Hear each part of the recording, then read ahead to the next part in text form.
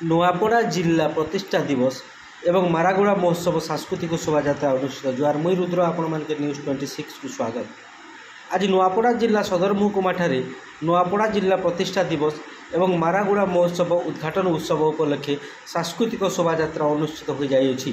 एही उपलक्षे पवित्र स्वाधीन संग्रामी पीठ सालिहा कणाभैरा मंदिर मशाल आसी गायत्री मंदिर सामिल होते। सांस्कृतिक शोभायात्रा नूआपड़ा नगर परिक्रमा करी मंच सम्मुख में पहुंची। पारंपरिक पूजा अर्चना पर मशाल को स्थापन कर अनुष्ठानिक भाव में मारागुड़ा महोत्सव उद्घाटन होइछि। एही शोभायात्रा जिलापाल मधुसूदन दास मशाल ग्रहण करने सह मृदंग बजाई कलाकार मान उत्साहित करते। सेहीपरि एसपी जिया राघवेंद्र ढोल बजाई।